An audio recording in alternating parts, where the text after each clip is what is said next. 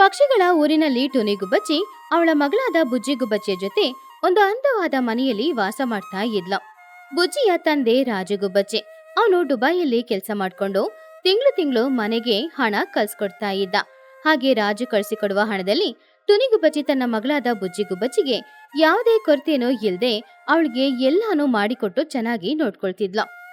ಹಾಗೆ ಅವಳು ಕೇಳಿದನೆಲ್ಲ ಕೊಡ್ಸಿ ಅವಳನ್ನ ರಾಜಕುಮಾರಿ ತರ ನೋಡ್ಕೊಳ್ತಿದ್ಲ. ಆದ್ರೆ ಹೀಗೆ ಮುದ್ ಮಾಡಿದ್ರಿಂದ ಬುಜ್ಜಿ ಗುಬ್ಬಚ್ಚಿಗೆ ಸೋಮಾರಿತನ ಹಾಗೂ ಅಹಂಕಾರ ಎರಡೂ ಇತ್ತು. ಬೆಳಗ್ಗೆ 9 ಗಂಟೆ ಆದ್ರೂ ಕೂಡ ಇನ್ನು ಬುಜ್ಜಿ ಗುಬ್ಬಚ್ಚಿ ನಿದ್ರೆ ಮಾಡ್ತಾನೆ ಇದ್ಲ. ಆವಾಗ ಟುನಿ ಗುಬ್ಬಚ್ಚಿ ಹೋಗಿ ಅಡಿಗೆ ಕೆಲಸ ಎಲ್ಲಾನು ಮುಗಿಸ್ಕೊಂಡು ಬುಜ್ಜಿನ ಎಬ್ಸೋದಕ್ಕೋಸ್ಕರ ಅವಳ ರೂಮಿಗೆ ಬಂದ್ಲು. ಆವಾಗ ಟುನಿ ತುಂಬಾನು ಪ್ರೀತಿಯಿಂದ, ಬುಜ್ಜಿ, ನನ್ ಬಂಗಾರಿ, ಎದ್ದೇಳಮ್ಮ. ಗಂಟೆ ನೋಡ್ದ, ಬೆಳಿಗ್ಗೆ 9 ಗಂಟೆ ಆಯ್ತು. ನಿನ್ಗೋಸ್ಕರ ಬಿಸಿ ಬಿಸಿ ಇಡ್ಲಿ ಮಾಡಿದೀನಿ. ಎದ್ದು ಸ್ನಾನ ಮಾಡ್ಕೊಂಬಾ, ನಾವಿಬ್ರು ಟಿಫಿನ್ ಮಾಡೋಣ. ಆವಾಗ ಬುಜ್ಜಿ ಗುಬ್ಬಚ್ಚಿ ತುಂಬಾನು ಕೋಪದಿಂದ ಅವಳ ತಾಯಿ ಹತ್ರ, ಅಬ್ಬಾ, ಏನಮ್ಮ ನೀನು ಬೆಳಿಗ್ಗೆ ಬೆಳಿಗ್ಗೆ ಬಂದು ಸುಮ್ನೆ ತಲೆ ತಿಂತೀಯ?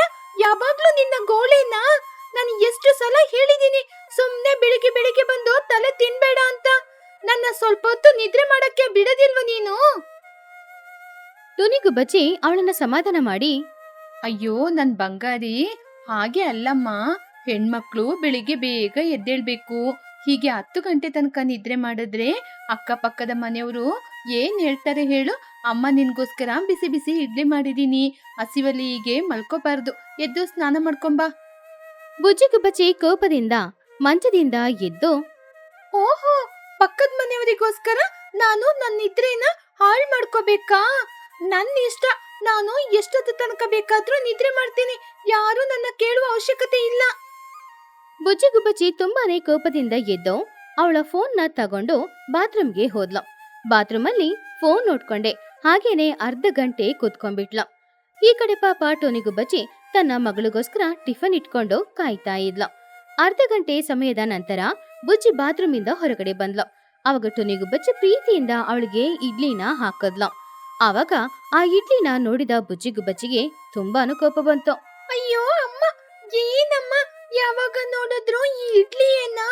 ನನಗೆ ಈ ಚಪ್ಪೆ ಇಡ್ಲಿ ತಿಂದು ತಿಂದು ತುಂಬಾನೇ ಬೋರ್ ಆಗ್ತಾ ಇದೆ. ಏನಾದ್ರೂ ಹೊಸದಾಗಿ ವಡೆ, ಬೋಂಡ, ಖಾರ ಖಾರವಾಗಿ ಏನಾದ್ರೂ ಮಾಡ್ಬಾರ್ದಾ? ನೀನ್ ಹೋಗು, ಈ ಇಡ್ಲಿ ನಾನ್ ತಿನ್ನೋದಿಲ್ಲ. ಆವಾಗ ಟೋನಿ ಬುಜ್ಜಿನ ಸಮಾಧಾನ ಮಾಡಿ, ಅಯ್ಯೋ ಬುಜ್ಜಿ, ನೀನು ಹೇಳುವ ರೀತಿ ವಡೆ ಬೋಂಡ ಅಂತ ತಿಂದ್ರೆ ಅದು ಎಣ್ಣೆಯಿಂದ ಮಾಡಿರೋದು. ಬೆಳಿಗ್ಗೆ ಬೆಳಿಗ್ಗೆ ಎಣ್ಣೆ ಪದಾರ್ಥ ತಿಂದ್ರೆ ಆರೋಗ್ಯಕ್ಕೆ ಒಳ್ಳೇದಲ್ಲಮ್ಮ. ನನ್ನ ಮಗಳ ಹೆಲ್ತು ಚೆನ್ನಾಗಿರ್ಬೇಕಲ್ವಾ? ಅದಕ್ಕೇನೆ ನಿನಗೆ ಬಿಸಿ ಬಿಸಿ ಇಡ್ಲಿ ಮಾಡಿ ಕೊಟ್ಟಿದ್ದೀನಿ. ಒಮ್ಮೆ ತಿಂದು ನೋಡಮ್ಮ. ತಿನ್ನದೆ ಈ ರೀತಿ ಹೇಳಿದ್ರೆ ಹೇಗಮ್ಮ? ತಿನ್ನು ಬುಜ್ಜಿ. ಬುಜ್ಜಿ ಗುಬ್ಬಚ್ಚಿ ಕೋಪದಿಂದ ಪ್ಲೇಟನ್ನ ದೂರ ತಳ್ಳಿ, ಏನಮ್ಮ, ನನಗೆ ಇಷ್ಟವಾದ ಪದಾರ್ಥವನ್ನು ಮಾಡಿಕೊಡ್ಲಿಕ್ಕೆ ನಿಮಗೆ ಆಗೋದಿಲ್ಲ. ಆದ್ರೆ ದೊಡ್ಡ ಡಾಕ್ಟರ್ ರೀತಿ ಭಾಷಣ ಎಲ್ಲ ಮಾತಾಡ್ತೀರಾ. ಇಲ್ಲಿ ನೋಡಿ ಅಮ್ಮ, ನನಗೆ ನೀವು ಕೊಡುವಂತ ಪದಾರ್ಥ ತಿನ್ನಕ್ಕೆ ಇಷ್ಟ ಇಲ್ಲ. ನನಗೆ ಇಷ್ಟವಾದದ್ ಮಾಡಿಕೊಟ್ರೇನೆ ತಿನ್ನೋದು. ಬುಜ್ಜಿ ಗುಬ್ಬಚ್ಚಿ ಕೋಪದಿಂದ ಇಷ್ಟನೇ ಇಲ್ದೆ 2 ಇಡ್ಲಿನ ತಿಂದು ಪುನಃ ಅವಳ ಮೊಬೈಲ್ ಫೋನ್ನ ತಗೊಂಡು ಕೋಪದಿಂದ ಅವಳ ರೂಮಿಗೆ ಹೋದ್ಲು. ಬುಜ್ಜಿ ಈ ರೀತಿ ನಡ್ಕೊಳ್ಳೋದು ಟುನಿ ಗುಬ್ಬಚ್ಚಿಗೆ ತುಂಬಾನು ಕಷ್ಟ ಅಂತ ಅನಿಸ್ತು. ಆದ್ರಿಂದ ಅವಳು ಅಳುತ್ತಾ ತನ್ನ ಗಂಡ ರಾಜು ಗುಬ್ಬಚ್ಚಿಗೆ ಕಾಲ್ ಮಾಡಿದ್ಲು. ಆ ಕಡೆ ರಾಜು ಗುಬ್ಬಚ್ಚಿ ಕಾಲ್ ಪಿಕ್ ಮಾಡ್ದ. ಹಲೋ ತುನಿ, ಏನ್ ತುನಿ ಬೆಳಿಗ್ಗೆ ಬೆಳಿಗ್ಗೆ ಫೋನ್ ಮಾಡಿದೀಯಾ? ಏನ್ ಸಮಾಚಾರ? ನಮ್ಮ ಮಗಳು ಹೇಗಿದ್ದಾಳೆ? ಚೆನ್ನಾಗಿ ಓದ್ತಿದ್ದಾಳ?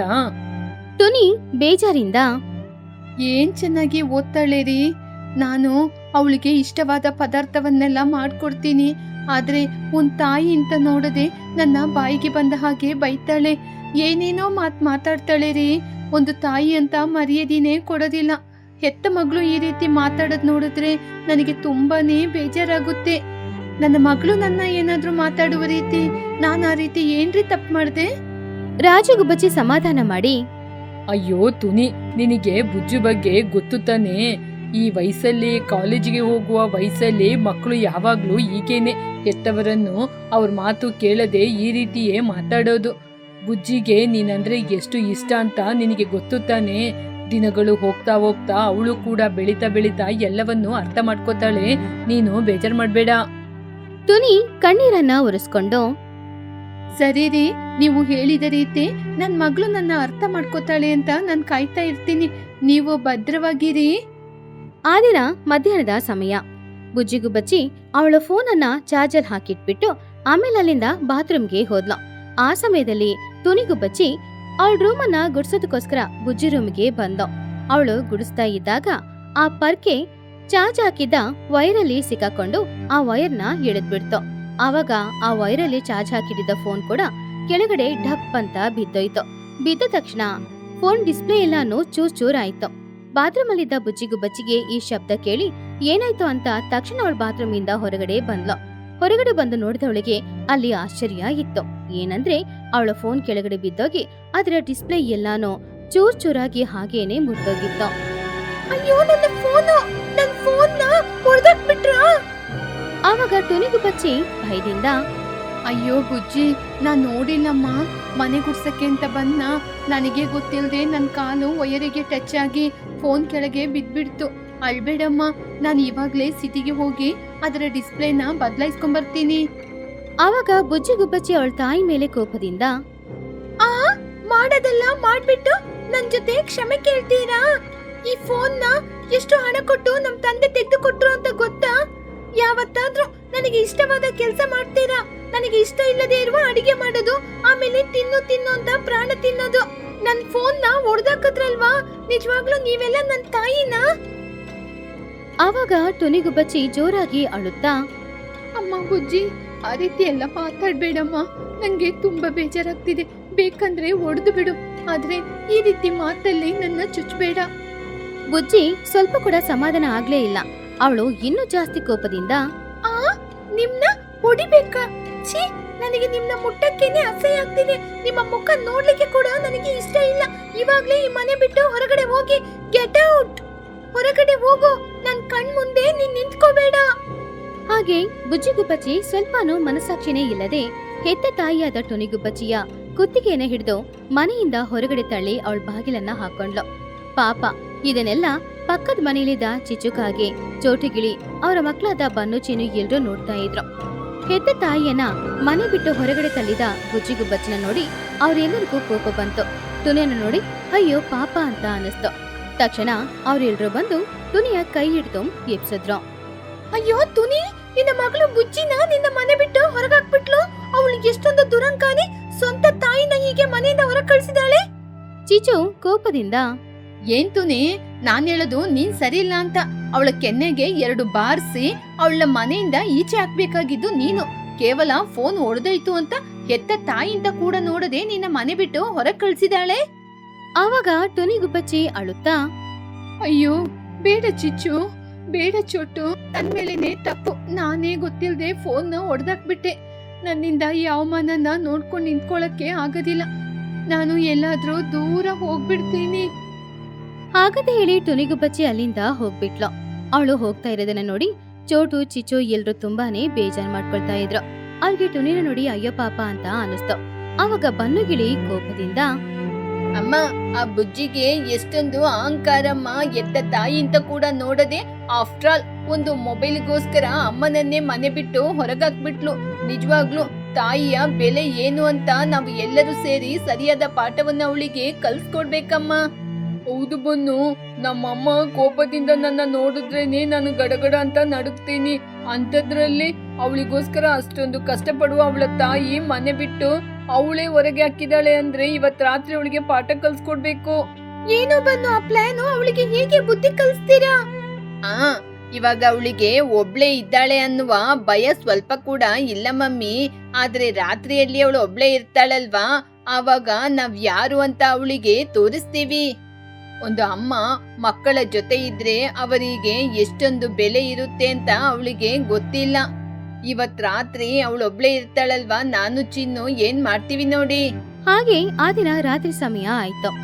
ತುನಿಗುಬ್ಬಚ್ಚಿ ಎಲ್ ಹೋದ್ಲೋ, ಏನ್ ಮಾಡ್ತಾ ಇದ್ದಾಳೆ, ಯಾವುದೇ ಚಿಂತೆನೂ ಇಲ್ಲದೆ ಬುಜ್ಜಿಗುಬ್ಬಚ್ಚಿ ಅವಳ ಪಾಡಿಗೆ ಅವಳ ಮನೆಯಲ್ಲಿ ಮಲಗಿ ಚೆನ್ನಾಗಿ ನಿದ್ರೆ ಮಾಡ್ತಾ ಇದ್ಲ. ಸರಿಯಾಗಿ ರಾತ್ರಿ 12 ಗಂಟೆಯ ಸಮಯ. ಬುಜ್ಜಿ ನಿದ್ರೆ ಮಾಡ್ತಾ ಇದ್ದಾಗ ಬನ್ನಿಗಿಳಿ ಹಾಗೂ ಚಿನ್ನುಕಾಗಿ ಇಬ್ರು ಬುಜ್ಜಿ ಮನೆಯ ಕಿಟಕಿಯಿಂದ ಬಂದ್ ನೋಡಿದ್ರು. ಆವಾಗ ಅವರಿಬ್ರು ರಹಸ್ಯವಾಗಿ, ಬನ್ನು, ಅಲ್ಲಿ ನೋಡ್ದ ಬುಜ್ಜಿ ಮಲಗಿ ಚೆನ್ನಾಗಿ ನಿದ್ರೆ ಮಾಡ್ತಾ ಇದ್ದಾಳೆ. ಅವಳಿಗೆ ಯಾರೂ ಇಲ್ಲ ಎನ್ನುವ ಭಯ ಇಲ್ಲ. ನಾನಿವಾಗ ದೆವ್ವದ ರೀತಿ ನಾಟಕ ಮಾಡ್ತೀನಿ. ಸರಿ ಕಣೋ, ಆರಂಭಿಸೋ. ಚಿನ್ನಕಾಗೆ ಅಲ್ಲೇ ಇದ್ದ ಕಿಟಕಿ ಕನ್ನಡಿಯ ಮೇಲೆ ಕಿರ್ ಕಿರ್ ಅಂತ ಅವನ ಉಗುರುಗಳಿಂದ ಶಬ್ದ ಮಾಡ್ದ. ಆ ಸಮಯದಲ್ಲಿ ಬನ್ನುಗಿಳಿ ಹಾಗೆ ಭಯ ಆಗೋ ತರ ಗೂಬೆಗಳ ತರ ಅವರು ಶಬ್ದ ಮಾಡ್ತಾ ಇದ್ರು. ಅರ್ಧರಾತ್ರಿಯಲ್ಲಿ ತುಂಬಾ ಸೈಲೆಂಟ್ ಆಗಿರುವಾಗ ಆ ಶಬ್ದ ಕೇಳಿದ ಬುಜ್ಜಿಗುಬ್ಬಚ್ಚಿ ತಕ್ಷಣ ನಿದ್ರೆಯಿಂದ ಎಚ್ಚರವಾದ್ಲು. ಅವಳಿಗೆ ತುಂಬಾನು ಭಯ ಆಗ್ತಾ ಇತ್ತು. ಏನದು ಶಬ್ದ? ಕಿಟಕಿ ಹತ್ರ ಯಾರಾದ್ರೂ ಇದ್ದಾರಾ ಅಥವಾ ಕಳ್ಳರು ಯಾರಾದ್ರೂ ಬರ್ತಾರಾ? ನಂಗೆ ಯಾಕೋ ಭಯ ಆಗ್ತಿದೆಯೇ, ಅಥವಾ ದೆವ್ವ ಏನಾದ್ರೂ ಬಂದಿದೆಯಾ? ಹಾಗಂತ ಜೋರಾಗಿ ಅಮ್ಮ ಅಮ್ಮ ಎಲ್ಲಿದೀಯಮ್ಮ? ಇಲ್ಲಿಗೆ ಬಾ ಅಮ್ಮ, ನನ್ಗೆ ತುಂಬಾ ಭಯ ಆಗ್ತಿದೆ, ನನ್ನ ಕಾಪಾಡಿ. ಹಾಗೆ ಬುಜ್ಜಿ ಎಷ್ಟೇ ಕಿಚ್ಚಿದ್ರು ಟುನಿ ಬರ್ಲಿಲ್ಲ. ಆದ್ರೆ ಶಬ್ದಗಳು ಜೋರಾಗ್ತಾನೆ ಇತ್ತು. ಆವಾಗ್ಲೇ ಬುಜ್ಜಿಗೆ ಒಂದ್ ವಿಷಯ ನೆನ್ಪಾಯ್ತು. ಅಯ್ಯೋ ಹೌದಲ್ವಾ, ನಮ್ಮಮ್ಮ ಮನೇಲಿಲ್ಲ. ಬೆಳಿಗ್ಗೆ ನಾನೇ ತಾನೇ ನಮ್ಮಮ್ಮನ ಕುತ್ತಿಗೆ ಹಿಡಿದು ಹೊರಗಾಕ್ದೆ. ಆ ಸತ್ಯ ಅವಳ ತಲೆಯಲ್ಲಿ ಗುಡುಗು ಬಿದ್ದ ಹಾಗೆ ಇತ್ತು. ಅವಾಗ ಬುಜ್ಜಿ ಕಿವಿ ಮುಚ್ಕೊಂಡು ಜೋರಾಗಿ ಅಳುತ್ತಾ, ದೇವರೇ, ಈ ಮನೆಯಲ್ಲಿ ನಾನೊಬ್ಳೇ ಇದ್ದೀನಿ. ಇಷ್ಟು ಕತ್ತಲಾಗಿರುವ ಸಮಯದಲ್ಲಿ ನನಗೆ ಭಯ ಬಂದಾಗ ನನ್ನ ಕಾಪಾಡ್ಲಿಕ್ಕೆ ಇರುವ ಒಂದೇ ಒಂದು ಜೀವ ನನ್ನಮ್ಮ. ನಾನು ನನ್ನ ಅಮ್ಮನನ್ನೇ ಕರೆದಿದ್ದು. ಹಾಗಾದ್ರೆ ಅಷ್ಟು ಪ್ರೀತಿಯ ಅಮ್ಮನನ್ನು ಆಫ್ಟರ್ ಒಂದು ಕೆಲಸಕ್ಕೆ ಬಾರದಿರುವ ಮೊಬೈಲಿಗೋಸ್ಕರ ನಮ್ಮಮ್ಮನ ಹೊರಗೆ ತಳ್ಳಿಬಿಟ್ಟೆ. ಅಯ್ಯೋ ದೇವ್ರೇ, ಎಷ್ಟು ದೊಡ್ಡ ತಪ್ಪು ಮಾಡ್ಬಿಟ್ಟೆ. ನಾನು ನಿಜವಾಗ್ಲೂ ಒಬ್ಳು ಮಗಳ. ನನ್ನ ಬಗ್ಗೆ ನನಗೆ ಆಲೋಚನೆ ಮಾಡಿದ್ರೇನೆ ತುಂಬಾನೇ ಅಸಹ್ಯ ಆಗ್ತಾ ಇದೆ. ನನ್ನ ಪ್ರಾಣಕ್ಕೆ ಪ್ರಾಣಾಗಿರುವ ನಮ್ಮ ತಾಯಿಯನ್ನು ನಾನು ಕುತ್ತಿಗೆ ಹಿಡಿದು ಹೊರಗಾಕಿದ್ದೀನಿ. ಅಯ್ಯೋ, ನನ್ನನ್ನು ಕ್ಷಮಿಸಿ ದೇವ್ರೇ. ಹಾಗೆ ಬುಜ್ಜಿಗುಬ್ಬಚ್ಚಿ ಹೆದರ್ಕೊಂಡು ಅರ್ಧರಾತ್ರಿ ಅಂತ ಕೂಡ ನೋಡ್ಲೇ ಇಲ್ಲ. ಅವಳು ಆ ದಿನ ಆ ರಾತ್ರಿಯಲ್ಲೇ ಆ ಕತ್ಲಲ್ಲೇ ಅವಳ ಮನೆ ಬಿಟ್ಟು ಹೊರಗಡೆ ಬಂದ್ಲು. ಅವಳು ಬೀದಿ ಬೀದಿ ಅಲೆಯುತ್ತಾ ತನ್ನ ತಾಯಿಯನ್ನ ಹುಡುಕ್ತಾ ಇದ್ಲು. ಆವಾಗ ಅವಳು ಚಿಚುಕಾಗಿಯ ಮನೆಗೆ ಬಂದು ಅವಳ ಮನೆ ಹೊರಗಡೆ ನಿಂತ್ಕೊಂಡು, ಚಿಚ್ಚು ಆಂಟಿ, ಚಿಚ್ಚು ಆಂಟಿ, ನಮ್ಮಮ್ಮ ನಿಮ್ ಮನೆಯಲ್ಲಿ ಇದ್ದಾರಾ? ಪ್ಲೀಸ್ ಆಂಟಿ, ಬಾಗಿಲು ತೆಗೀರಿ. ಆವಾಗ ಚಿಚುಕಾಗೆ ಹೊರಗಡೆ ಬಂದ್ಲು. ಏನೇ ಬುಜ್ಜಿ, ಹಗಲಿಡಿ ನಿನ್ಗೆ ನಿಮ್ಮ ಅಮ್ಮನ ಯೋಚನೆ ಇರ್ಲಿಲ್ವಾ? ಮನೆಯಿಂದ ಹೊರಗ್ ಬೆರೆಸುವಾಗ ಗೊತ್ತಾಗ್ಲಿಲ್ವಾ? ನನಗ್ ಗೊತ್ತಿಲ್ಲ ಎಲ್ಲಿದ್ದಾಳೋ ಏನೋ. ಬುಜ್ಜಿಗುಬ್ಬಚ್ಚಿ ಪುನಃ ಅಲ್ಲಿಂದ ಹೋಗಿ ಚೋಟಿಗಿಳಿಯ ಮನೆ ಬಾಗಿಲನ್ನ ತಟ್ಟದ್ಲ. ಚೋಟು ಆಂಟಿ, ಪ್ಲೀಸ್ ಆಂಟಿ, ನಾನು ದೊಡ್ಡ ತಪ್ಪು ಮಾಡ್ಬಿಟ್ಟೆ. ನಮ್ಮಮ್ಮ ಎಲ್ಲಿದ್ದಾರೆ ಅಂತ ಹೇಳಿ ಆಂಟಿ, ಪ್ಲೀಸ್ ಆಂಟಿ. ಚೋಟು ಕೋಪದಿಂದ, ಏನೇ ತುನಿ, ನಿನಗೆ ಭಯ ಆದ್ರೆ ಅಮ್ಮನ ಹುಡ್ಕೊಂಡ್ ಬರ್ತೀಯಾ? ನಿನಗೆ ಭಯ ಇಲ್ಲ ಅಂದ್ರೆ ಅಮ್ಮನ ಮನೆಯಿಂದ ಹೊರಗಡೆ ಕಳಿಸ್ತೀಯಾ? ಆಫ್ಟರ್ ಒಂದು ಫೋನಿಗೋಸ್ಕರ ಅಮ್ಮನನ್ನೇ ಮನೆಯಿಂದ ಕಳಿಸ್ತಾ ಉಳ್ತಾನೆ ನೀನು. ಆವಾಗ ಬುಜ್ಜಿಗುಬ್ಬಚ್ಚಿ ಅಲ್ಲೇ ರೋಡಲ್ಲೇ ಕೂತ್ಕೊಂಡು ಜೋರಾಗಿ ಅಳ್ತಾ ಇದ್ಲು. ಅಮ್ಮ, ಎಲ್ಲಮ್ಮ ಇದ್ದೀರಾ? ಪ್ಲೀಸ್ ಅಮ್ಮ, ಎಲ್ಲಿದ್ರು ಮನೆಗ್ ಬಂದ್ಬಿಡಿ. ಆ ಕಿಟಕಿ ಹತ್ರ ಏನೋ ಶಬ್ದ ಆಗ್ತಾ ಇದೆ. ನನಗ್ ತುಂಬಾ ಭಯ ಆಗ್ತಿದೆ. ನನ್ನ ಬಿಟ್ಟು ಹೋಗ್ಬೇಡಿ, ಬನ್ನಿ ಅಮ್ಮ. ಹಾಗೆ ರೋಡಲ್ಲೇ ಕೂತ್ಕೊಂಡು ಅಳ್ತಾ ಇದ್ದ ಬುಜ್ಜಿ ಹತ್ತಿರ ಬನ್ನು ಹಾಗೂ ಚಿನ್ನು ಬಂದ್ರು. ಆವಾಗ ಬುಜ್ಜಿ ಹತ್ರ ಬನ್ನುಗಿಳಿ, ಬುಜ್ಜಿ ಅಳ್ಬೇಡ ಬುಜ್ಜಿ, ಆ ಕಿಟಕಿ ಹತ್ರ ಶಬ್ದ ಮಾಡಿದ್ದು ದೆವ್ವ ಅಲ್ಲ, ನಾನೂನು ಚಿನ್ನೂನು. ನಿಮ್ಮಮ್ಮ ಎಲ್ಲಿದ್ದಾರೆ ಅಂತ ನನಗ್ ಗೊತ್ತು. ನೀನ್ ಮಾಡಿದ ತಪ್ಪುನ ಒಪ್ಕೋಬೇಕು ಅಂತಾನೆ ಹೀಗೆ ಮಾಡಿದ್ದು. ಬಾ, ನನ್ ಕರ್ಕೊಂಡೋಗ್ತೀನಿ. ಬುಜ್ಜಿ ಕಣ್ಣೀರನ್ನ ಒರೆಸ್ಕೊಂಡು, ಬನ್ನು, ನಿಜನಾ ಕಣೋ? ನಮ್ಮಮ್ಮ ಎಲ್ಲಿದ್ದಾರೆ ಅಂತ ಗೊತ್ತಾ? ಹಾಗಾದ್ರೆ ನನ್ನ ಕರ್ಕೊಂಡೋಗೋ. ಬನ್ನು ಚಿನ್ನಿ ಇಬ್ರು ಬುಜ್ಜಿ ಕೈ ಹಿಡ್ಕೊಂಡು ಊರಿನ ಗಡಿಯಲ್ಲಿರುವ ಒಂದು ಹಾಳು ಬಿದ್ದ ಮಂಟಪಕ್ಕೆ ಕರ್ಕೊಂಡು ಹೋದ್ರು. ಅಲ್ಲಿ ಪಾಪ ಟೊನಿಗುಬ್ಬಚ್ಚಿ ರಾತ್ರಿ ಸಮಯದಲ್ಲಿ ಕತ್ಲಲ್ಲಿ ಚಳಿಯಲ್ಲಿ ನಡುಗುತ್ತಾ ಕೂತ್ಕೊಂಡು ಅಳ್ತಾ ಇದ್ಲು. ಆವಾಗ ಬುಜ್ಜಿ ಅವಳ ತಾಯಿ ಹತ್ತಿರ ಹೋಗಿ ಅವಳ ತಾಯಿಯ ಪರಿಸ್ಥಿತಿಯನ್ನ ನೋಡಿ ಜೋರಾಗಿ ಅಳ್ತಾ ಇದ್ಲು. ಬುಜ್ಜಿ ತಕ್ಷಣ ಅವಳ ತಾಯಿ ಹತ್ತಿರ ಹೋಗಿ ಅವಳ ಕಾಲಲ್ಲಿ ಬಿದ್ದು, ಅಮ್ಮ, ನನ್ನನ್ನು ಕ್ಷಮಿಸಮ್ಮ. ಇಷ್ಟೊಂದು ಚಳಿಯಲ್ಲಿ ಇಷ್ಟೊತ್ತು ನೀನ್ ಹೇಗೆ ಇದೆಯೋ ನನಗ್ ಗೊತ್ತಿಲ್ಲ. ನಾನ್ ಮಾಡಿದ್ದು ತಪ್ಪೆ. 9 ತಿಂಗಳು ಎತ್ತು ಹೊತ್ತ ತಾಯಿಯನ್ನು ನಾನು ಆ ರೀತಿ ಮಾತಾಡಿ ಮನೆಯಿಂದ ಈಚೆ ಕಳಿಸಿರ್ಬಾರ್ದು. ನೀವ್ ಇಲ್ದೆ ನಾನು ಎಷ್ಟೊಂದು ಕಷ್ಟ ಪಡ್ತಾ ಇದ್ದೆ ಗೊತ್ತಾ? ನನ್ನ ಬಿಟ್ಬಿಟ್ಟು ಹೋಗ್ಲಿಕ್ಕೆ ನಿಮಗೆ ಹೇಗಮ್ಮ ಮನ್ಸ್ ಬಂತು? ನಾನ್ ಮಾಡಿದ್ದು ತಪ್ಪೆ. ಇನ್ ಮುಂದೆ ಆ ರೀತಿ ಮಾಡಲ್ಲ. ಪ್ಲೀಸ್ ಅಮ್ಮ, ಬನ್ನಿ ಮನೆಗೆ ಹೋಗೋಣ. ಟೊನಿಗುಬ್ಬಚ್ಚಿ ತಕ್ಷಣ ಎದ್ದು ಅವಳು ಕೂಡ ಜೋರಾಗಿ ಅಳುತ್ತಾ ಅವಳ ಮಗಳನ್ನ ತಬ್ಬಿ ಹಿಡ್ಕೊಂಡು, ಬುಜ್ಜಿ ಹೆದ್ರಬೇಡಮ್ಮ, ನಾನು ನಿನ್ನ ಬಿಟ್ಬಿಟ್ಟು ಎಲ್ಲೂ ಹೋಗೋದಿಲ್ಲ. ಮಕ್ಳು ಏನೇ ಮಾತಾಡಿದ್ರು ಹೆತ್ತ ತಾಯಿ ತಂದೆಗೆ ಮಕ್ಳೇ ಮುಖ್ಯ.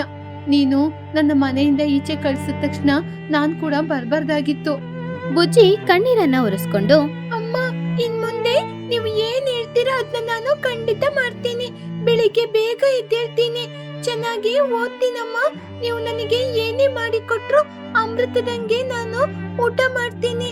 ದಯವಿಟ್ಟು ಇನ್ ಮುಂದೆ ನನ್ನ ಬಿಟ್ಟು ಎಲ್ಲಿ ಹೋಗ್ಬೇಡಿ.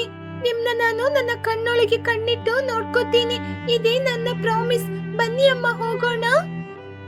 ಆ ದಿನದಿಂದ ಬುಜ್ಜಿಗುಬ್ಬಚ್ಚಿ ಸಂಪೂರ್ಣವಾಗಿ ಬದ್ಲಾದ್ಲು. ಅವಳು ಬೆಳಿಗ್ಗೆ ಬೇಗನೆ ಎದ್ದೇಳ್ತಾ ಇದ್ಲು. ಅವಳ ತಾಯಿ ಜೊತೆ ಸೇರಿ ಅವಳ ತಾಯಿ ಕಲ್ಸಿಕೊಡುವ ಎಲ್ಲ ಕೆಲ್ಸಾನು ಕಲ್ತ್ಕೊಳ್ತಾ ಇದ್ಲು. ಯಾವಾಗ್ಲೂ ಟುನಿಯ ಜೊತೆನೆ ಕೂತ್ಕೊಂಡು ಅವಳು ಪ್ರೀತಿಯಿಂದ ಮಾತಾಡ್ತಾ ಇದ್ಲು. ಟುನಿಗುಬ್ಬಚ್ಚಿಗೆ ಅವಳ ಮಗಳ ಹತ್ತಿರ ಬಂದಿರುವ ಈ ಬದಲಾವಣೆ ತುಂಬಾನು ಸಂತೋಷನ ಕೊಟ್ಟಿತ್ತು. ಟುನಿಗುಬ್ಬಚ್ಚಿ ತನ್ನ ಮಗಳ ಹತ್ರ ಬಂದಿರುವ ಬದಲಾವಣೆನ ರಾಜು ಹತ್ರ ಹೇಳಿದಾಗ ರಾಜು ಕಡೆ ಕೇಳಿ ತುಂಬಾನೇ ಸಂತೋಷಪಟ್ಟ. ಪಕ್ಷಿಗಳ ಊರಿನಲ್ಲಿ ಆ ದಿನ ವಾತಾವರಣ ತುಂಬಾ ಪ್ರಶಾಂತವಾಗಿನೂ ಅಂದವಾಗಿನೂ ಇತ್ತು. ಆ ದಿನ ಸಂಜೆ ಸಮಯ ಊರಿನಲ್ಲಿದ್ದ ಪಕ್ಷಿಗಳು ಎಲ್ರೂ ಕೂಡ ಊರಿನ ಮಧ್ಯದಲ್ಲಿರುವ ಒಂದು ಆಲದ ಮರದ ಕೆಳಗಡೆ ಭೇಟಿಯಾಗ್ತಾ ಇದ್ರು. ಅಲ್ಲಿ ಟುನಿಗುಬ್ಬಚ್ಚಿ, ಚೋಟುಗಿಳಿ, ಮಹಿಹದ್ದು ಹಾಗೂ ಲೂಸಿ ಪಾರಿವಾಳ ಎಲ್ರೂ ಕೂತ್ಕೊಂಡು ಸಂತೋಷವಾಗಿ ನಗಾಡ್ತಾ ಮಾತಾಡ್ತಿದ್ರು. ಪಕ್ಕದಲ್ಲೇ ಒಂದು ಮರದ ಕೆಳಗಡೆ ಚಿನ್ನು, ಬನ್ನು, ಬುಜ್ಜಿ ಆಟ ಆಡ್ತಿದ್ರು. ಹೀಗಿರುವಾಗ ಟುನಿಗುಬ್ಬಚ್ಚಿ ಸಂತೋಷದಿಂದ, ಹಬ್ಬ, ಇವತ್ತು ವಾತಾವರಣ ಎಷ್ಟೊಂದು ತಂಪಾಗಿದೆ. ಈ ತಂಪಾದ ಗಾಳಿ ನಮ್ಮ ಮೇಲೆ ಬೀಸಿದ ತಕ್ಷಣ ಹಗಲಿಡೀ ಕಷ್ಟಪಟ್ಟ ಆಯಾಸ ಎಲ್ಲ ದೂರ ಆಗುತ್ತೆ. ಇಷ್ಟು ಸಮಾಧಾನವಾದ ಪ್ರಕೃತಿ ನಮ್ಮ ಹಳ್ಳಿಯಲ್ಲಿ ಬಿಟ್ರೆ ಬೇರೆ ಎಲ್ಲೂ ಕೂಡ ಸಿಗದಿಲ್ಲ. ಚೋಟುಗಿಳಿ ನಗುತ್ತಾ, ಹೌದು ತುನಿ, ನೀನ್ ಹೇಳೋದೇನೋ ನಿಜಾನೇ. ಸಿಟಿಯಲ್ಲಿ ಜನರು ಯಾವಾಗ್ಲೂ ಆ ಪೊಲ್ಯೂಷನ್, ಆ ಟ್ರಾಫಿಕ್ ಇಂಥದ್ರಲ್ಲೇ ಮುಳುಗಿ ಹೋಗಿರ್ತಾರೆ. ಅಲ್ಲಿ ನೋಡು, ನನ್ನ ಬನ್ನು ಕೂಡ ಇವತ್ತು ಎಷ್ಟು ಪ್ರಶಾಂತವಾಗಿ ಆಟ ಆಡ್ತಿದ್ದಾನೆ. ಆವಾಗ ಲೂಸಿ ಪಾರಿವಾಳ, ಹೌದು ತುನಿ, ಹಗಲಿಡೀ ಆಫೀಸಲ್ಲಿ ಆ ಫೈಲ್ಗಳ ಜೊತೆ ಕುಸ್ತಿ ಮಾಡಿ ಸಂಜೆ ಸಮಯದಲ್ಲಿ ನಿಮ್ ಜೊತೆ ಬಂದು ಹೀಗೆ ಪ್ರಶಾಂತವಾಗಿ ಕೂತು ಮಾತಾಡುವಾಗ ನನ್ನ ಮನಸ್ಸಿಗೆ ಎಷ್ಟೊಂದು ನೆಮ್ಮದಿ ಸಿಗ್ತಾ ಇದೆ ಅಂತ ನನಗೆ ಗೊತ್ತು. ಮಹಿಹದ್ದು ಆಕಾಶನ ನೋಡಿ ಸ್ವಲ್ಪ ಯೋಚನೆಯನ್ನು ಮಾಡಿ, ತುನಿ, ಇವಾಗ ಆಕಾಶ ಚೆನ್ನಾಗಿದೆ, ಆದ್ರೆ ಅಲ್ಲಿ ನೋಡಿದ್ರ ಪೂರ್ವ ದಿಕ್ಕಿನಲ್ಲಿ ತುಂಬಾನೇ ಕಪ್ಪಾಗಿ ಮೋಡಗಳು ಗುಂಪು ಕಟ್ಕೊಂಡು ಬರ್ತಾ ಇದೆ. ನನಗೆ ಇದನ್ನ ನೋಡಿದ್ರೆ ಸಾಧಾರಣವಾದ ಮಳೆ ರೀತಿ ಕಾಣ್ತಾ ಇಲ್ಲ. ಟುನಿ ಆಕಾಶನ ನೋಡಿ ಯೋಚನೆ ಮಾಡಿ, ಹರರೆ, ಹೌದು ಮಗಿಯವ್ರೆ, ನೋಡ್ತಾ ಇದ್ದಂಗೆ ಆ ಸೂರ್ಯ ಹೋಗಿ ಆ ಮೋಡಗಳ ಮಧ್ಯದಲ್ಲಿ ಹೋಗಿ ಔಸ್ಕೋತಾ ಇದ್ದಾನೆ. ಗಾಳಿ ಕೂಡ ಜೋರಾಗಿ ಬೀಸ್ತಾ ಇದೆ. ಆ ಮರಗಳ ಕೊಂಬೆ ಎಲ್ಲ ಹೇಗೆ ಹಲಗೊಡ್ತಿದೆ ನೋಡಿ. ಆವಾಗ ಚೋಟಿಗಿಳಿನು ಆಕಾಶನ ನೋಡಿ ಸ್ವಲ್ಪ ಹೆದರ್ಕೊಂಡು, ಏನ್ ತುನಿ, ಈ ಗಾಳಿ ಕಣ್ಣುಗಳಿಗೆ ಧೂಳು ಬೀಳ್ತಾ ಇದೆ. ಮುಖಕ್ಕೆ ಏನಾದ್ರೂ ಮುಚ್ಕೋಬೇಕು ಅನ್ಸುತ್ತೆ. ಮಳೆ ಹನಿ ಕೂಡ ಬೀಳ್ತಾ ಇದೆ. ಮಕ್ಳೇ, ಬುಜ್ಜಿ, ಚಿನ್ನು, ಬನ್ನು, ಎಲ್ಲರೂ ಓಡಿ ಬನ್ನಿ. ಗಾಳಿ ಜೋರಾಗಿ ಬೀಸ್ತಾ ಇದೆ. ಎಲ್ಲರೂ ಅವ್ರವ್ರ ಮನೆಗೆ ಹೋಗ್ಬಿಡಿ. ಮಳೆ ಬಂದ್ರೆ ಆಮೇಲೆ ದೊಡ್ಡ ತೊಂದ್ರೆ ಆಗ್ಬಿಡುತ್ತೆ. ಹಾಗೆ ನೋಡ್ತಾ ಇದ್ದಾಗ್ಲೇ ಇದ್ದಕ್ಕಿದ್ದಂತೆ ಜೋರಾದ ಗಾಳಿಯೊಂದಿಗೆ ಆಕಾಶದಲ್ಲಿದ್ದ ಮೋಡಗಳೆಲ್ಲ ಕಪ್ಪಾಗಿ ಜೋರಾಗಿ ಮಳೆ ಸುರಿಯೋಕ್ಕೂ ಕೂಡ ಶುರುವಾಯಿತು. ಅದನ್ನು ನೋಡಿದ ಪಕ್ಷಿಗಳು ಎಲ್ರೂ ಕೂಡ ಹೆದರ್ಕೊಂಡು ಅಲ್ಲಿಂದ ಅವರವರ ಮನೆಗೆ ಬೇಗನೆ ಓಡಿ ಹೋದ್ರು. ಟುನಿ ಕೂಡ ಅವಳ ಮಗಳಾದ ಬುಜ್ಜಿನ ಕರ್ಕೊಂಡು ಅವರ ಚಿಕ್ಕ ಗುಡಿಸಲಿಗೆ ಬಂದ್ಲು. ಗುಡಿಸಲಿನ ಚಾವಣಿ ಸರಿಯಿಲ್ಲ ಅನ್ನೋದ್ರಿಂದ ಅಲ್ಲಿ ಮೆಲ್ಲೆ ಮೆಲ್ಲೆ ನೀರು ಕೆಳಗಡೆ ಬೀಳ್ತಾ ಇತ್ತು. ಅಯ್ಯೋ ದೇವ್ರೆ, ಏನಪ್ಪಾ ಈ ಮಳೆ ಇಷ್ಟು ಜೋರಾಗಿ ಇದ್ದಕ್ಕಿದ್ದಂಗೆ ಬರ್ತಾ ಇದೆ. ಬುಜ್ಜಿ, ನನ್ಗೆ ಯಾಕೋ ಭಯ ಆಗ್ತಾ ಇದೆ.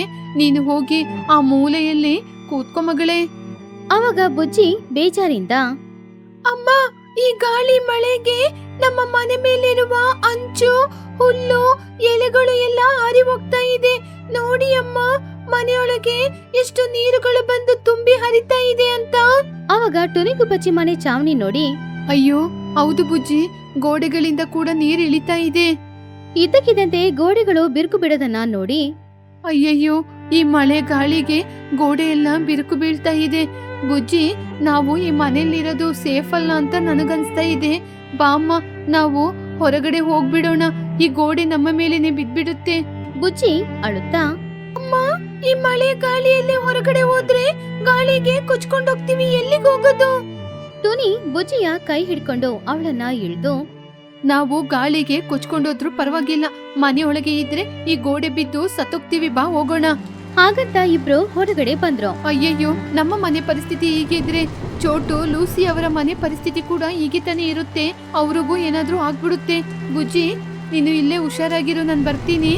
ಹಾಗೆ ಟುನಿಗುಬ್ಬಚ್ಚಿ ಅವಳ ಪ್ರಾಣನ ಒತ್ತೆ ಇಟ್ಟು ಆ ಕತ್ಲಲ್ಲಿ ಕಣ್ ಕೂಡ ಸರಿಯಾಗಿ ಕಾಣಿಸ್ದೇ ಇದ್ದ ಸಮಯದಲ್ಲಿ ಆ ಮಳೆಯಲ್ಲಿ ಒದ್ದಿಗೆ ಹಾಕೊಂಡೆ ಅವಳ ಗೆಳತಿಯರ ಪರಿಸ್ಥಿತಿ ಹೇಗಿದೆ ಅಂತ ನೋಡೋದಕ್ಕೋಸ್ಕರ ಬಂದ್ಲು. ಚೋಟು ಚೋಟು, ಬೇಗ ಬಾಗಿಲು ತೆಗಿಯೇ. ಚೋಟು ಬಾಗಿಲನ್ನ ತೆರೆದು ಆಶ್ಚರ್ಯದಿಂದ, ಏನಿತ್ತು ನೀ ಈ ಮಳೆಯಲ್ಲಿ ಬಂದಿದೀಯಾ? ಒಳ್ಳೆ ಹುಚ್ಚಿ ರೀತಿ ಮನೆಯಲ್ಲಿ ನೆನ್ಕೊಂಡ್ ಬಂದಿದೀಯಾ? ಹಾಗೆ ಏನಾಯ್ತು? ಆವಾಗ ಟುನಿ ಬೇಜಾರಿಂದ, ಏನಾಯ್ತು ಅಂತ ನನ್ನ ಕೇಳ್ತಾ ಇದ್ದೀಯಾ? ಈ ಮಳೆಗೆ ನಮ್ಮ ಮಣ್ಣಿನ ಮನೆ ಬಿರುಕು ಬಿಟ್ಟು ಯಾವಾಗ ಬೇಕಾದ್ರೂ ಬೀಳುವ ಪರಿಸ್ಥಿತಿ ಬಂದಿದೆ. ಅಲ್ಲಿ ನೋಡು, ನಿನ್ನ ಮನೆ ಕೂಡ ಬಿರುಕು ಬಿಟ್ಟಿದೆ, ನನ್ನ ಮನೆ ಕೂಡ ಹೀಗೆ ಆಯ್ತು ಅಂತ ನಾವು ಬಂದ್ಬಿಟ್ಟು ಬಾ ದೂರ ಹೋಗ್ಬಿಡೋಣ. ಆವಾಗ ಚೋಟು ಹೆದರ್ಕೊಂಡು, ಅಯ್ಯಯ್ಯೋ ತುನಿ, ನೀನ್ ಹೇಳಿದ್ದು ನಿಜಾನೇ ತುನಿ. ನನ್ನ ಮನೆ ಬಿರುಕು ಬಿಡುವ ಶಬ್ದ ಕೇಳಿಸ್ತಾ ಇದೆ. ಲೇ ಬನ್ನು, ಬೇಗ ಎದ್ದು ಹೊರಗೆ ಬಂದ್ಬಿಡೋ, ಬಾರೋ. ಹಾಗಂತ ಬನ್ನನ ಇಳ್ಕೊಂಡು ಹೊರಗಡೆ ಬಂದ್ಲು. ನೀವು ಇಲ್ಲೇ ಈ ಮರದ ಹತ್ರ ನಿಂತಿರಿ, ನಾನು ಹೋಗಿ ಲೂಸಿ ಚೋಟುನ ಕೂಡ ಕರ್ಕೊಂಡ್ ಬರ್ತೀನಿ. ಹಾಗೆ ಟುನಿಗುಬ್ಬಚ್ಚಿ ಪುನಃ ಎಲ್ಲರ ಮನೆಗೂ ಹೋಗಿ ಮಹಿ ಹದ್ದು, ಲೂಸಿ ಪಾರಿವಾಳ, ಚಿಚುಕಾಗಿ ಎಲ್ಲರ ಮನೆಗೂ ಹೋಗಿ ಎಲ್ಲರನ್ನ ಬಲವಂತ ಮಾಡಿ ಅವ್ರ ಮನೆಯಿಂದ ಹೊರಗಡೆ ಕರ್ಕೊಂಡ್ ಬಂದ್ಲು. ಅವರೆಲ್ಲರೂ ಕೂಡ ಆ ಮಳೆಗೆ ತುಂಬಾನೇ ಹೆದರ್ಕೊಂಡು ಅದೇ ಊರಿನಲ್ಲಿದ್ದ ಒಂದು ದೊಡ್ಡ ಕಲ್ಲಿನ ಗುಹೆಯೊಳಗಡೆ ಹೋಗಿ ಆ ಮಳೆಯಿಂದ ತಪ್ಪಿಸ್ಕೊಂಡು ಅಲ್ಲಿ ಕೂತ್ಕೊಂಡಿದ್ರು. ಅಲ್ಲಿ ನೋಡಿ, ಅಯ್ಯೋ ದೇವ್ರೇ. ಆವಾಗ ದೊಡ್ಡ ಶಬ್ದದೊಂದಿಗೆ ಟುನಿಗುಬ್ಬಚ್ಚಿಯ ಮನೆ, ಚೋಟುಗಿಳಿಯ ಮನೆ, ಚಿಚುಕಾಗಿಯ ಮನೆ, ಲೂಸಿ ಪಾರಿವಾಳದ ಮನೆ, ಮಹಿಹದ್ದಿನ ಮನೆ, ಎಲ್ಲರ ಮನೆ ಕೂಡ ಒಂದೊಂದಾಗಿ ಕುಸಿದು ಬಿದ್ದೋಗ್ತಾ ಇತ್ತು.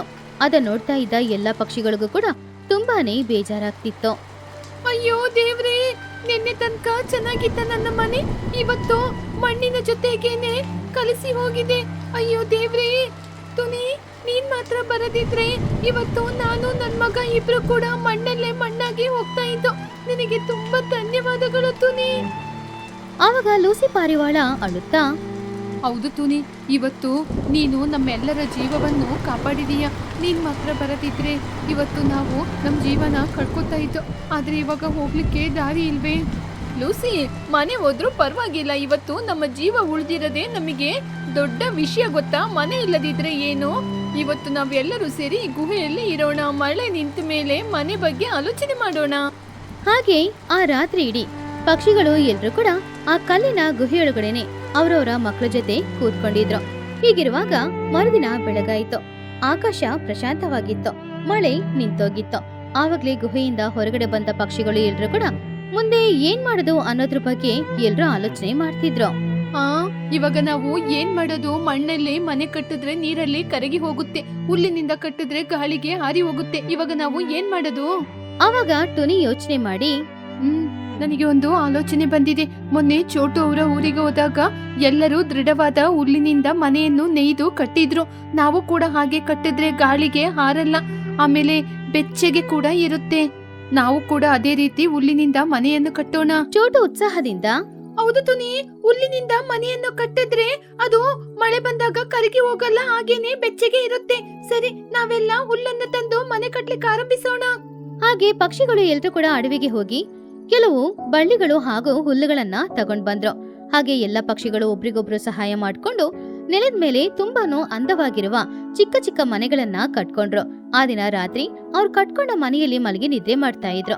ಅವಾಗ ಲೂಸಿ ಪಾರಿವಾಳ ಅವಳ ಮನೆಯಲ್ಲಿದ್ದು, ಹಬ್ಬ, ಈ ಮನೆ ತುಂಬಾ ಬೆಚ್ಚಗೆ ಚೆನ್ನಾಗಿದೆ. ಮಳೆ ಬಂದ್ರೂ ಕೂಡ ಇನ್ನು ಯಾವ ತೊಂದ್ರೆನೂ ಆಗಲ್ಲ. ಹಾಗೆ ಕೆಲವು ದಿನಗಳು ಚೆನ್ನಾಗಿನೇ ಇತ್ತು. ಹೀಗಿರುವಾಗ ಒಂದಿನ ರಾತ್ರಿಯ ಸಮಯ ಪುನಃ ಪಕ್ಷಿಗಳ ಊರಿನಲ್ಲಿ ಜೋರಾಗಿ ಮಳೆ ಸುರಿಯಕ್ಕೆ ಶುರುವಾಯ್ತು. ಬನ್ನು ಆ ಮಳೆ ಶಬ್ದಕ್ಕೆ ಎದ್ದೇಳ್ದ. ಮತ್ತೆ ಪುನಃ ಮಳೆ ಬರ್ತಾ ಇದೆ, ಆದ್ರೆ ಮನೆಯೊಳಗೆ ನೀರು ಬರ್ಲಿಲ್ಲ. ನೋಡ್ದ ತುನಿ ಆಂಟಿ ಹೇಳಿರುವ ಐಡಿಯಾ ಸೂಪರ್. ಇವತ್ತು ನಾವೆಲ್ಲ ಸೇಫ್ ಆಗಿದ್ದೀವಿ. ಹೌದಮ್ಮ, ಇವಾಗ ಚಳಿ ಕೂಡ ಆಗ್ತಾ ಇಲ್ಲ, ನಾವೆಲ್ಲ ಬೆಚ್ಚಗೆ ಮಲ್ಕೊಳ್ಳೋಣ. ಹಾಗೆ ಪಕ್ಷಿಗಳೆಲ್ಲರೂ ಮನೆಯೊಳಗಡೆ ನೀರಿಲ್ಲ ಅಂತ ಹೇಳ್ಬಿಟ್ಟು ಸಂತೋಷವಾಗಿ ನಿದ್ರೆ ಮಾಡ್ತಾ ಇದ್ದಾಗ ಸರಿಯಾಗಿ ಆ ದಿನ ಅರ್ಧರಾತ್ರಿ ದಾಟದ ಮೇಲೆ ಇದ್ದಕ್ಕಿದ್ದಂತೆ ತುಂಬಾ ಜೋರಾದ ಒಂದು ಶಬ್ದ. ಅದು ಅವರ ಊರಿನ ನದಿಯಿಂದ ನೀರು ಉಕ್ಕಿ ಅವರ ಊರಿನೊಳಗಡೆ ಪ್ರವಾಹವಾಗಿ ಬರ್ತಾ ಇತ್ತು. ಆ ಶಬ್ದಕ್ಕೆ ಮಹಿಹದ್ದು ಎಚ್ಚರವಾಯಿತು. ಎಲ್ಲರೂ ಮನೆಯಿಂದ ಹೊರಗಡೆ ಬನ್ನಿ, ನಮ್ಮ ಊರಿನ ಅಣೆಕಟ್ಟು ಒಡೆದೋಗಿದೆ. ನೀರು ಪ್ರವಾಹದಂಗೆ ನಮ್ಮ ಊರೊಳಗೆ ಬರ್ತಾ ಇದೆ, ನಮ್ಮನ್ನು ನಾವು ಕಾಪಾಡ್ಕೋಬೇಕು. ಆವಾಗ ಟುನಿ ತಕ್ಷಣ ಎದ್ದು ಹೊರಗಡೆ ಬಂದು ನೋಡಿ, ಬುಜ್ಜಿ, ನಮ್ಮ ಮನೆಯೊಳಗೆ ಕಾಲು ತನಕ ನೀರ್ ಬಂದ್ಬಿಟ್ಟಿದೆ. ಬೇಗ ಹೋಗ್ಬೇಕು, ಪ್ರವಾಹ ಜಾಸ್ತಿ ಆಗ್ತಿದೆ. ಅಮ್ಮ, ನಮ್ಮ ಗುಡಿಸಲ ಮನೆ ಮಳೆಯಿಂದ ನಮ್ಮನ್ನ ಕಾಪಾಡ್ತೇ ಹೊರತು ಈ ಪ್ರವಾಹದಿಂದ ನಮ್ಮನ್ನು ಕಾಪಾಡಲು ಸಾಧ್ಯವಾಗ್ಲಿಲ್ಲ. ಮನೆಯೊಳಗೆ ನೀರ್ ಬಂದು ನಮ್ಮ ಬಟ್ಟೆ, ನಮ್ಮ ಧಾನ್ಯಗಳು, ವಸ್ತುಗಳು ಎಲ್ಲಾನು ನೀರಲ್ಲಿ ಮುಳುಗಿ ಹೋಗ್ತಾ ಇದೆ. ಆವಾಗ ಚಿಚುಕಾಗೇನು ಹೊರಗಡೆ ಬಂದು, ಎಲ್ಲರೂ ಅವರವರ ಮನೆಯಿಂದ ಗುಡಿಸಲ ಮೇಲೆಗೆ ಹತ್ತಿ ಬಂದ್ಬಿಡಿ. ಮನೆ ಸ್ಟ್ರಾಂಗ್ ಆಗಿದೆ, ಆದ್ರೆ ನೀರ್ ಮಾತ್ರ ಮೇಲೆ ಬರ್ತಿದೆ. ಹಾಗೆ ಪ್ರವಾಹದ ನೀರೆಲ್ಲ ಮನೆಯೊಳಗಡೆ ಬಂದಿದ್ರಿಂದ ಪಕ್ಷಿಗಳು ಎಲ್ರೂ ಹೆದರ್ಕೊಂಡು ಅವರವರ ಮನೆಯ ಚಾವಣಿ ಮೇಲೆ ಹತ್ತಿ ಕೂತ್ಕೊಂಡಿದ್ರು. ಜೋರಾಗಿ ಮಳೆ ಬರ್ತಾನೆ ಇತ್ತು. ಗುಡುಗು, ಮಿಂಚು, ಶಬ್ದ, ಗಾಳಿ ಎಲ್ಲಾನು ನೋಡಿ ಮಕ್ಕಳು ಕೂಡ ತುಂಬಾನೇ ಹೆದರ್ತಾ ಇದ್ರು. ಆ ದಿನ ರಾತ್ರಿ ಇಡೀ ಪಾಪ ಅವರೆಲ್ಲರೂ ಕೂಡ ಮಳೆಯಲ್ಲಿ ಒದ್ದೆ ಹಾಕೊಂಡೆ ನಿದ್ರೆ ಮಾಡಕ್ಕಾಗ್ದೇನೆ ಕೂತ್ಕೊಂಡಿದ್ರು. ಹೀಗಿರುವಾಗ ಬನ್ನುಗಿಳಿ, ಚೋಟುಗಿಳಿ ಎಲ್ರೂ ಕೂಡ ಅಳಕ್ಕೆ ಶುರು ಮಾಡಿದ್ರು. ಅಯ್ಯೋ ದೇವ್ರೆ, ಯಾಕಪ್ಪ ಹೀಗೆ ಮಾಡ್ತಾ ಇದೀಯಾ? ಮಳೆ ನೀರಿನಿಂದ ತಪ್ಪಿಸ್ಕೊಂಡ್ರೆ ಇವಾಗ ಪ್ರವಾಹದಲ್ಲಿ ನಮ್ನ ಮುಳುಗಿಸ್ತಾ ಇದೀಯಾ? ನನ್ನ ಮಗ ಚಳಿಯಲ್ಲಿ ನಡುಗ್ತಾ ಇದ್ದಾನೆ, ಇವಾಗ ನಾನು ಏನ್ ಮಾಡೋದು? ಆವಾಗ ಲೂಸಿ ಕೂಡ ಅಳುತ್ತಾ, ನಮ್ಮ ಪರಿಸ್ಥಿತಿ ಮಿತಿ ಮೀರಿ ಹೋಗ್ತಾ ಇದೆ. ನೆಲದ ಮೇಲೆ ಮನೆ ಕಟ್ಕೊಂಡ್ರೆ ಈ ರೀತಿ ಪ್ರವಾಹ ಬಂದು ನಮ್ನ ಮುಳುಗಿಸ್ತಾ ಇದೆ. ಇವಾಗ ತಿನ್ಲಿಕ್ಕೆ ಕೂಡ ಏನು ಇಲ್ಲದೆ ನಾವೆಲ್ಲರೂ ತುಂಬಾನೇ ಕಷ್ಟಪಡ್ತಿದ್ದೀವಿ. ಮಳೆ ಪ್ರವಾಹ ಕಡಿಮೆ ಆಗ್ತಾ ಇದೆ, ಯಾರು ಕೂಡ ಚಿಂತೆ ಮಾಡಬೇಡಿ. ನೀರು ಕೂಡ ಕಡಿಮೆ ಆಗ್ತಾ ಇದೆ. ಎಲ್ಲರೂ ಅವರವರ ಮನೆ ಮೇಲೆ ಕೂತ್ಕೊಳ್ಳಿ, ನಾಳೆ ಬೆಳಿಗ್ಗೆ ಆಲೋಚನೆ ಮಾಡೋಣ. ಹಾಗೆ ಆ ದಿನ ರಾತ್ರಿನೂ ಕಳೀತು. ಮರುದಿನ ಬೆಳಿಗ್ಗೆ ಮಳೆ ನಿಂತೋಯ್ತು. ಆಕಾಶ ಇವಾಗ ತುಂಬಾ ಪ್ರಶಾಂತವಾಗಿತ್ತು. ಊರಿನಲ್ಲಿದ್ದ ಪ್ರವಾಹದ ನೀರು ಮೆಲ್ಲೆ ಮೆಲ್ಲೆ ಹೋಗ್ತಾ ಇತ್ತು. ಪಾಪ ಮನೆಗಳನ್ನೆಲ್ಲ ಕಳ್ಕೊಂಡು ಪಕ್ಷಿಗಳು ಎಲ್ರು ಏನ್ ಮಾಡ್ದು ಅಂತ ಗೊತ್ತಿಲ್ದೆ ತುಂಬಾ ಬೇಜಾರ್ ಮಾಡ್ಕೊಳ್ತಿದ್ರು. ನೋಡಿದ್ರ, ಮಣ್ಣಿನ ಮನೆನೂ ಹೋಯ್ತು, ಹುಲ್ಲಿನಿಂದ ಕಟ್ಟಿಕೊಂಡ ಗುಡಿಸಲ ಮನೆನೂ ಹೋಯ್ತು. ಇವಾಗ ಎಲ್ಲ ಕಡೆ ಕೆಸರು ತುಂಬಿಕೊಂಡಿದೆ. ಇವಾಗ ನಾವು ಏನ್ ಮಾಡೋದು ಅಂತ ಏನು ಆಲೋಚನೆ ಬರ್ತಾ ಇಲ್ಲ. ಆವಾಗ ಚಿಚುಕಾಗೆ, ಮಗಿಯವ್ರೆ, ನನಗೆ ಒಂದು ಒಳ್ಳೆ ಆಲೋಚನೆ ಬಂದಿದೆ. ನಾವು ನೆಲದ ಮೇಲೆ ಮನೆ ಕಟ್ಟಿಕೊಂಡ್ರೆ ತಾನೆ ಪ್ರವಾಹ ಬಂದು ಮನೆ ಕೊಚ್ಕೊಂಡೋಗೋದು. ನಾವು ಮರದ ಮೇಲೆ ಹುಲ್ಲಿನಿಂದ ಗುಡಿಸಲ ಮನೆಯನ್ನು ಕಟ್ಕೊಳ್ಳೋಣ. ಅವಾಗ ಮಳೆ ಬಂದ್ರೂ ಕೂಡ ಮನೆ ನೆನೆಯೋದಿಲ್ಲ, ಪ್ರವಾಹ ಬಂದ್ರೂ ಏನೂ ಆಗಲ್ಲ. ಆವಾಗ ಬುಜ್ಜಿ ಅಲ್ಲಿಗೆ ಬಂದು, ಚಿಚ್ಚು ಆಂಟಿ, ನಿಮ್ಮ ಐಡಿಯಾ ಕೇಳಲಿಕ್ಕೆ ಚೆನ್ನಾಗಿ ಇದೆ, ಆದ್ರೆ ಪ್ರಾಕ್ಟಿಕಲ್ ಆಗಿ ಅದು ವರ್ಕ್ ಆಗಲ್ಲ.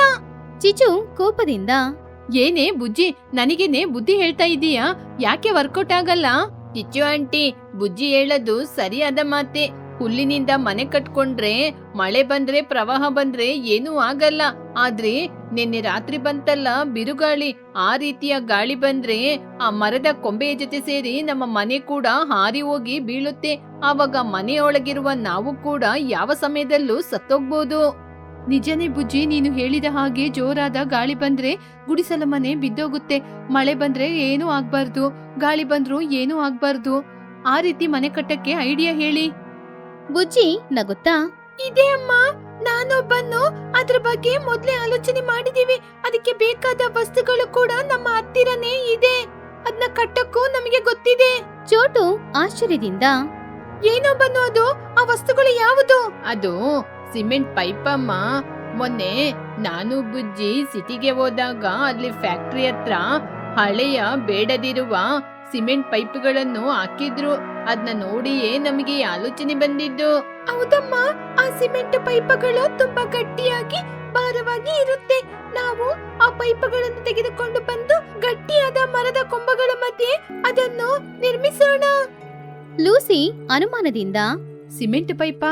ಅದು ಹೇಗೆ ಸೇಫ್ ಆಗುತ್ತೆ ಬುಜ್ಜಿ? ಲೂಸಿ ಆಂಟಿ, ಅದು ಹೇಗೆ ಅಂದ್ರೆ ಆ ಸಿಮೆಂಟ್ ಪೈಪು ಗಟ್ಟಿಯಾಗಿ ಭಾರವಾಗಿ ಇರುತ್ತೆ. ಅದ್ರ ಮೇಲೆ ಮಳೆ ಬಿದ್ರೂ ಕೂಡ ಮನೆಯೊಳಗೆ ನೀರು ಬರಲ್ಲ. ಇನ್ನು ಗಾಳಿ ಬಗ್ಗೆ ಹೇಳ್ತೀರಾ ನೀವು? ಪೈಪು ತುಂಬಾ ಭಾರವಾಗಿ ಇರುತ್ತೆ ಅಲ್ವಾ, ಅದು ಗಾಳಿಗೆ ಒಂದು ಚೂರು ಕೂಡ ಅಲುಗಾಡೋದಿಲ್ಲ. ಅದು ಮಾತ್ರ ಅಲ್ಲ, ಪೈಪಿನ ಒಳಗೆ ತುಂಬಾನೇ ಆ ಕಡೆ ಈ ಕಡೆ ಓಪನ್ ಇರುತ್ತೆ. ಗಾಳಿ ಆ ಗ್ಯಾಪ್ ಮೂಲಕ ಹೊರಗೆ ಬಂದು ಹೊರಗೆ ಹೋಗ್ಬಿಡುತ್ತೆ. ನಾವು ಆ ಪೈಪ್ ಅನ್ನು ಮರದ ಮೇಲೆ ತುಂಬಾ ಗಟ್ಟಿಯಾಗಿ ಮರದ ಕೊಂಬೆಗಳಿಂದ ನಿರ್ಮಾಣ ಮಾಡಿದ್ರೆ ನಮಗೆ ಯಾವ ಅಪಾಯನೂ ಬರೋದಿಲ್ಲ. ಅವಾಗ ಮಹಿ ಆಶ್ಚರ್ಯದಿಂದ ಸಂತೋಷದಿಂದ ಕೈತಟ್ಟಿ, ಅದ್ಭುತ ಬನ್ನು, ನಿಮ್ಮ ಐಡಿಯಾ ಕೇಳ್ದಾಗನೇ ಲಾಜಿಕ್ ಆಗಿ ಸೈಂಟಿಫಿಕ್ ಆಗಿ ಇದೆ. ನಮಗಿಂತ ವಯಸ್ಸಲ್ಲಿ ಸಣ್ಣವರು ನೀವು ಇಷ್ಟೊಂದು ಅದ್ಭುತವಾದ ಐಡಿಯಾವನ್ನು ಕೊಟ್ಟಿದ್ದೀರಾ. ಇನ್ನು ಯಾಕೆ ತಡ ಮಾಡೋದು? ಬನ್ನಿ ಹೋಗಿ ನಾವೆಲ್ಲರೂ ಆ ಪೈಪ್ ನ ತಗೊಂಬರೋಣ. ಹಾಗೆ ಪಕ್ಷಿಗಳು ಎಲ್ರೂ ಕೂಡ ತಕ್ಷಣ ಅವ್ರ ಊರಿನಲ್ಲಿದ್ದ ಬೈಪಾಸ್ ರೋಡ್ ಹತ್ರ ಹೋದ್ರು. ಅಲ್ಲಿ ಅವ್ರು ಅಂದ್ಕೊಂಡ ಹಾಗೇನೆ ಆ ದೊಡ್ಡ ದೊಡ್ಡ ಸಿಮೆಂಟ್ ಪೈಪ್ಗಳು ಇತ್ತು. ಅದನ್ನ ನೋಡಿ ಒಬ್ರಿಗೊಬ್ರು ಸಹಾಯ ಮಾಡ್ಕೊಂಡು ಹೇಗೋ ಕಷ್ಟಪಟ್ಟು ಆ ಸಿಮೆಂಟ್ ಪೈಪ್ಗಳನ್ನ ಅವರಿದ್ದ ಅಡವಿಗೆ ತಗೊಂಡ್ ಬಂದು ಎಲ್ಲ ಪಕ್ಷಿಗಳು ಒಬ್ರಿಗೊಬ್ರು ಸಹಾಯನ ಮಾಡ್ಕೊಂಡು ದೊಡ್ಡ ದೊಡ್ಡ ಮರದ ಕೊಂಬೆಗಳಲ್ಲಿ ಆ ಪೈಪ್ಗಳನ್ನ ಇಟ್ಟು ಅವುಗಳಿಗೆ ಕಿಟಕಿಗಳು ಬಾಗಿಲು ಎಲ್ಲಾನು ಇಟ್ಟು ಮನೆಯಾಗಿ ತಯಾರು ಮಾಡ್ಕೊಂಡ್ರು. ಇವಾಗ ಮನೆ ತುಂಬಾನೇ ಅಂದವಾಗಿತ್ತು. ಹೀಗಿರುವಾಗ ಆ ದಿನ ರಾತ್ರಿ ಕೂಡ ಭಯಂಕರವಾದ ಮಳೆ ಸುರಿತಾ ಇತ್ತು. ಬೀಸೋ ಗಾಳಿ ಕೂಡ ಬಿರುಗಾಳಿ ತರನೇ ಬೀಸ್ತಾ ಇತ್ತು. ಗುಡುಗು ಮಿಂಚು ಶಬ್ದ ಹೆಚ್ಚಾಗಿ ಕೇಳಿಸ್ತಾ ಇತ್ತು. ಆದ್ರೆ ಅವರ ಪೈಪ್ ಮನೆ ಒಳಗಡೆ ಯಾವುದೇ ಶಬ್ದನೂ ಕೇಳಿಸ್ಲಿಲ್ಲ. ನೋಡ್ದ ಬುಜ್ಜಿ, ಹೊರಗೆ ತಂಪಾದ ಗಾಳಿ, ಬಿರುಸಿನ ಮಳೆ ಹೇಗೆ ಜೋರಾಗಿ ಬೀಸ್ತಾ ಇದೆ. ಆದ್ರೆ ನಮ್ಮ ಮನೆಯೊಳಗೆ ಒಂಚೂರು ಗಾಳಿನೂ ಇಲ್ಲ, ಮಳೆ ನೀರು ಇಲ್ಲ. ಈ ಸಿಮೆಂಟ್ ಮನೆ ಎಷ್ಟೊಂದು ತಂಪಾಗಿ ನೆಮ್ಮದಿಯಾಗಿ ಇದೆ. ಆ ಹೌದಮ್ಮ, ಎಷ್ಟು ದೊಡ್ಡ ಗಾಳಿ ಬಂದ್ರೂ ಕೂಡ ಪೈಪಲ್ಲಿ ಗ್ಯಾಪ್ ಇರೋದ್ರಿಂದ ಗಾಳಿ ಅದ್ರ ಮೂಲಕ ಹೋಗ್ಬಿಡುತ್ತೆ. ಮರ ಅಲುಗಾಡಿದ್ರು ಪೈಪ್ ಅಲುಗಾಡಲ್ಲ. ಆ ದಿನ ರಾತ್ರಿ ಎಷ್ಟು ಮಳೆ ಬಂದ್ರು, ಕೆಳಗಡೆ ಎಷ್ಟೇ ನೀರ್ ಬಂದ್ರು ಕೂಡ ಅವ್ರು ಯಾರಿಗೂ ಯಾವುದೇ ತೊಂದ್ರೆನೂ ಆಗ್ಲಿಲ್ಲ. ಬೆಳಗ್ಗೆ ಮಳೆ ಕಡಿಮೆ ಆದ್ಮೇಲೆ ಎಲ್ರು ಅವ್ರವ್ರ ಮನೆಯಿಂದ ಹೊರಗಡೆ ಬಂದು ನೋಡಿದ್ರು. ಎಲ್ರೂ ಮುಖದಲ್ಲೂ ಕೂಡ ತುಂಬಾನೇ ಸಂತೋಷ ಇತ್ತು. ಯಾರ ಮನೆಗೂ ಏನೂ ಆಗ್ಲಿಲ್ಲ. ಎಲ್ರೂ ಸುರಕ್ಷಿತವಾಗಿ ತುಂಬಾ ಸಂತೋಷವಾಗಿ ಕೂತ್ಕೊಂಡಿದ್ರು.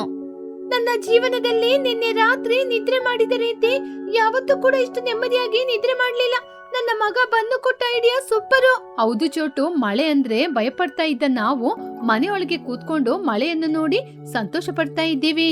ಮಹಿ ಸಂತೋಷದಿಂದ, ಇದು ಎಲ್ಲಾನು ಬುಜ್ಜಿ ಬನ್ನುವಿನ ವಿದ್ಯಾಭ್ಯಾಸದಿಂದ ಬುದ್ಧಿವಂತಿಕೆಯಿಂದನೇ ಸಾಧ್ಯವಾಗಿದ್ದು. ಈ ಪೈಪ್ ಮನೆ ನಮ್ಮ ಗ್ರಾಮವನ್ನು ಸುರಕ್ಷಿತವಾಗಿ ಕಾಪಾಡಿದೆ. ಬನ್ನು ಬುಜ್ಜಿಗೆ ನಮ್ಮ ಊರ ಕಡೆಯಿಂದ ಕೃತಜ್ಞತೆಗಳು. ಚಿಚು ನಗುತ್ತಾ, ಹೌದು, ನನ್ನ ಐಡಿಯಾಕ್ಕಿಂತ ಬುಜ್ಜಿ ಬನ್ನುವಿನ ಐಡಿಯಾನೇ ಸೂಪರು. ಏನೇ ಆದ್ರೂ ಬುಜ್ಜಿ ಬನ್ನು ಸ್ಟ್ರಾಂಗ್ ಗುರು. ಪಕ್ಷಿಗಳೆಲ್ಲರೂ ತುಂಬಾನೇ ಸಂತೋಷವಾಗಿದ್ರು. ಅವ್ರು ಬಾಳ್ತಾ ಇದ್ದ ಮನೆ ಕುಸಿದು ಬಿದ್ದೋದ್ರು ಕೂಡ, ಅವ್ರು ಕಟ್ಕೊಂಡ ಹೊಸ ಮನೆಯೊಳಗಡೆ ನೀರ್ ಬಂದ್ರು ಕೂಡ ಸ್ವಲ್ಪನೂ ಅವ್ರ ಧೈರ್ಯನ ಬಿಡದೆ ತುಂಬಾನೇ ಕಷ್ಟಪಟ್ಟು ಸಿಮೆಂಟ್ ಪೈಪ್ಗಳನ್ನೇ ಅವರವರ ಮನೆಗಳಾಗಿ ಬದಲಾಯಿಸ್ಕೊಂಡ್ರು. ಇವಾಗ ಆ ಮನೆಗಳಲ್ಲಿ ಸುರಕ್ಷಿತವಾಗಿ ಯಾವುದೇ ಕಷ್ಟನೇ ಇಲ್ಲದೆ ಸಂತೋಷವಾಗಿ ಬಾಳ್ತಾ ಇದ್ರು.